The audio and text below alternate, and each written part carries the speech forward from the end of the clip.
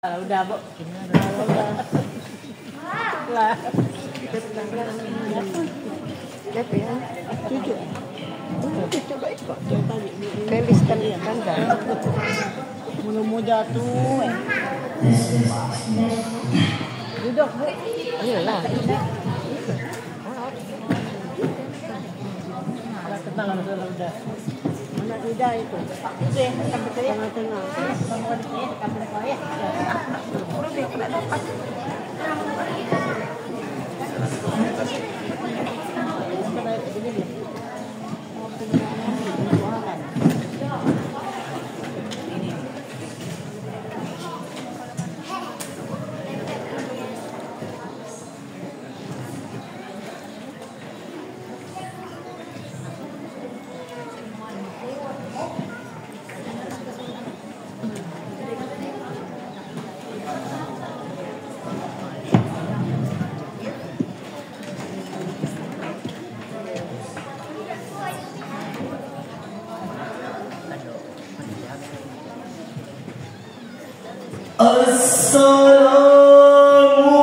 Assalamualaikum warahmatullahi wabarakatuh. Waalaikumsalam. Alhamdulillahilladzi khalaqal insana wa 'allamahul bayan wa arsala rasulahu bil huda wa dinil haqq liyudhhirahu 'ala sa'iril adyan. Amma ba'du. Dewan Hakim yang arif dan bijaksana, hadirin dan hadirat yang kami banggakan, manusia merupakan makhluk individu serta makhluk sosial yang harus melakukan interaksi dan komunikasi dengan individu lainnya. Konsekuensinya, ia akan dihadapkan dengan individu serta kelompok yang berbeda dengannya.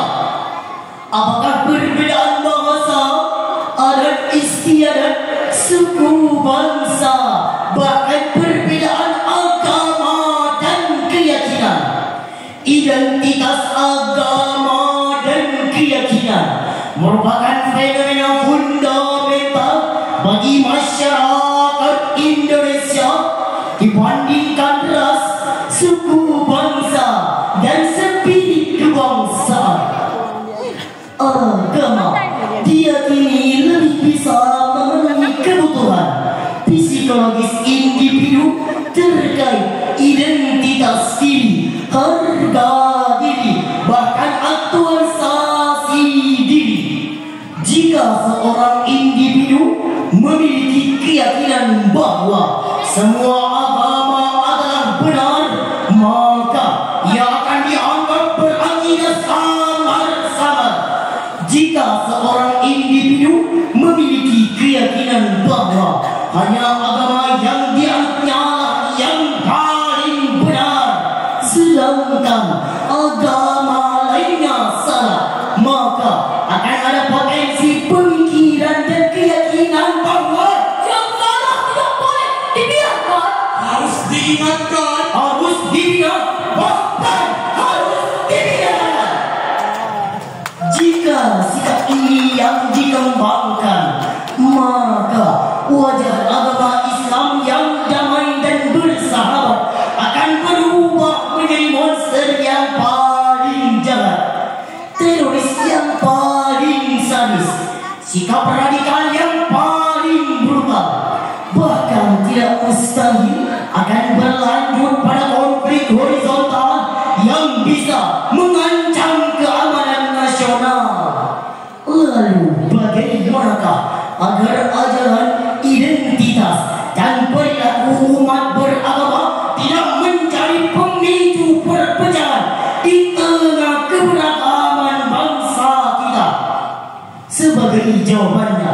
perkenankan kami untuk membawakan tema syarhan yang berjudul Moderasi Beradab dalam Bingkai Bhinneka Tunggal Ika dengan landasan Quran Surah Al-Baqarah ayat 143 berikut ini. A'udzu billahi minasy syaithanir rajim.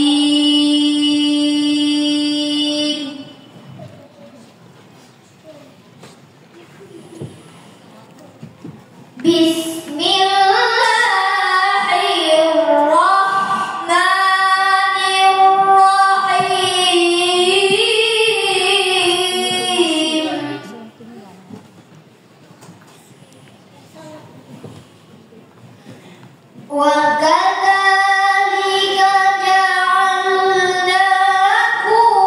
أُمَّةً وَسَطًا لِتَكُونُوا شُهَدَاءَ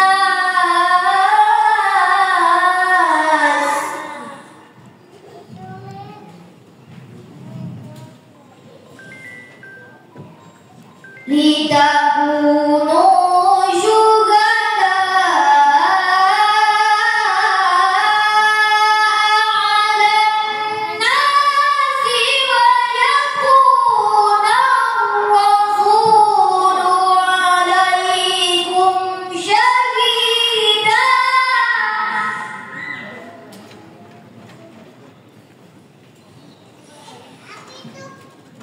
وَمَا جَعَلْنَا الْقِبْلَةَ الَّتِي كُنتَ عَلَيْهَا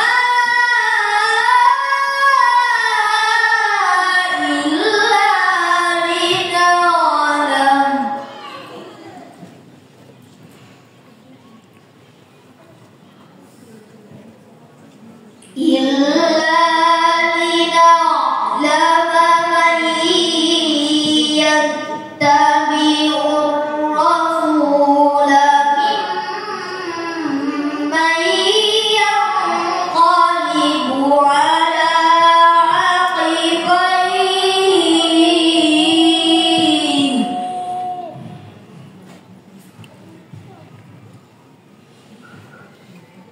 وَإِن كَانَتْ لَكَبِيرَةً إِلَّا عَلَى الَّذِينَ هَدَى اللَّهُ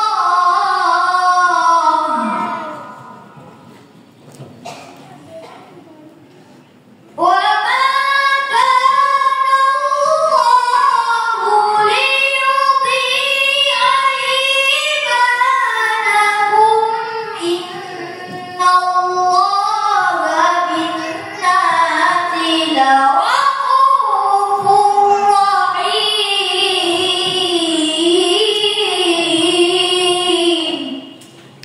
Aku berlindung kepada Allah dari godaan setan yang terkutuk dengan menyebut nama Allah yang Maha Pengasih lagi Maha Penyayang.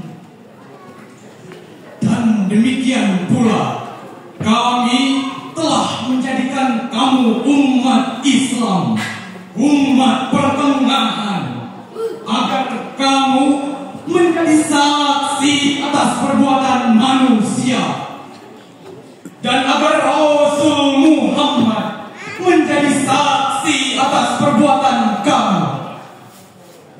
Kami tidak menjadikan kiblat yang dahulu kamu berkiblat kepadanya, melainkan agar kami mengetahui siapa yang mengikuti Rasul dan siapa yang berbalik ke belakang. Sungguh perpindahan kiblat itu sangat berat, kecuali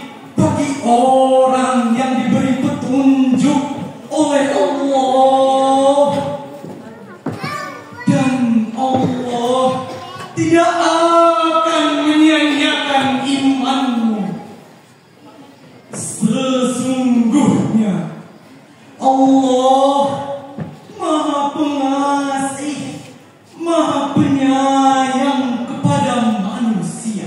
Hadirin dan hadirat yang berbahagia, menurut Syekh Usama Ar-Rifai dalam tafsir Wajizil Kitabil Aziz halaman 23, kata wasat bermakna pertengahan, seimbang dan ringan secara leksika. Menurut Profesor Dr. Quraisyah dalam tafsir Al-Misbah, kata wasat berarti segala sesuatu yang sesuai dengan objeknya, sesuatu yang baik di antara dua kubu ekstrem. Sedangkan menurut Muhammad Hashim Kamali dalam buku The Middle Way of Moderation in Islam, The Quranic Principle of Wasatiyah, kata wasat berkembang menjadi adil dan seimbang karena posisinya yang tengah agar bisa berlaku adil. Ayat tersebut merupakan landasan etis teologis bahwa umat Islam harus menjadi umat wasatoh, umat Islam yang moderat di tengah kebinekaan. Disinilah pembuktian bahwa umat Islam Indonesia masuk dalam kategori umat wasatoh, umat yang moderat di tengah kebinekaan dan keberagaman.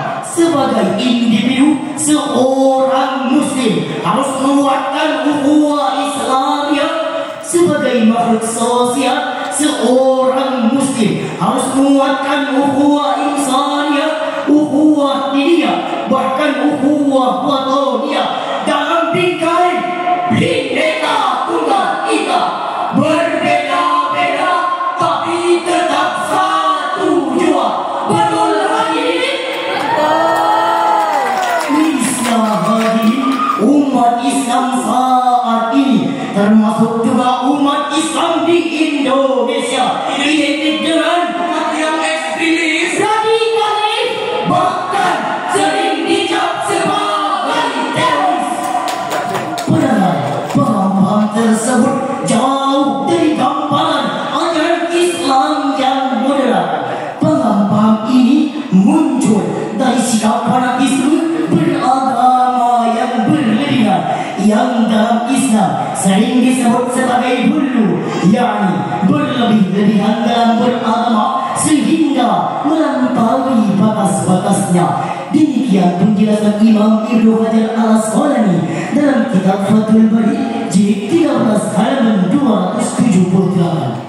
Lalu bagaimana seharusnya sikap kita sebagai mayoritas di negeri ini untuk menjunjung nilai Bhinneka Tunggal Ika terhadap permasalahan tersebut?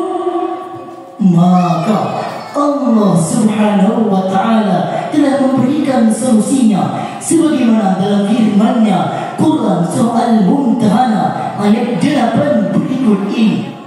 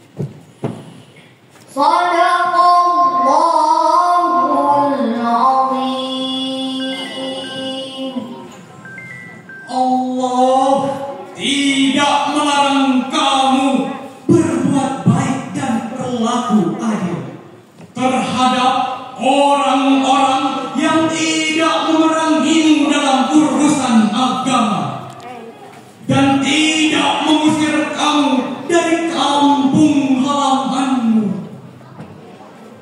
Sesungguhnya Allah mencintai orang-orang yang berlaku adil.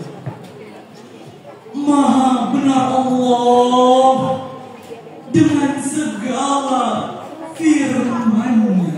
Hadirin dan hadirat yang berbahagia, Imam Jalaluddin Al-Mahalli dan Imam Jalaluddin Asy-Syuyuti dalam tafsir Jalalain menjelaskan bahwa ayat ini memiliki pengertian bahwa Allah tidak melarang orang Islam berbuat kebajikan pada orang yang kafir yang tidak memerangi dan mengusir orang Islam. Imam Abu Bakar Jabir Al-Jazairi pada lafaz innallaha yuhibbul muqsitin merupakan anjuran kepada umat untuk senantiasa berlaku adil walaupun terhadap orang non-muslim. Rasulullah sallallahu alaihi wasallam bersabda dalam riwayat Imam Tirmidzi, ittaqillaha haitsuma kunta wa atbi'is sayyi'atal hasanata tamhuha wa qul linnas bikhuluqin hasan. Bertakwalah dimanapun kalian berada dan ikutilah keburukan dengan kebaikan. Niscaya ia akan menghapus keburukan tersebut. Dan pergaulilah manusia dengan akhlak yang baik. oleh karena itu moderasi beragama menjadi keharusan bagi kita untuk mengubah wajah Islam yang radikal menjadi agama perdamaian, keselamatan serta rahmatan lil alamin. Kerukunan, toleransi menjaga merawat antar umat beragama.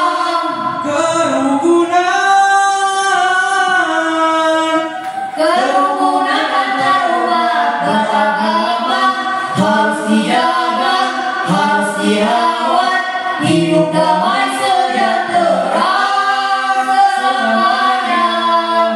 Toleransi menjaga merawat antar umat beragama. Dengan demikian dapat disimpulkan bahwa keragaman beragama berpotensi menjadi pemicu perpecahan jika tidak diiringi dengan sikap moderasi dan toleransi. Mulai saat ini Mari saling menjaga ukhuwah, bukan saling marah. lebih baik bersikap ramah, bukan saling berpecah belah. Indonesia negeri damai beragama, jangan saling menghina. Mari hidup rukun bersama agar Indonesia maju berjaya. Wassalamualaikum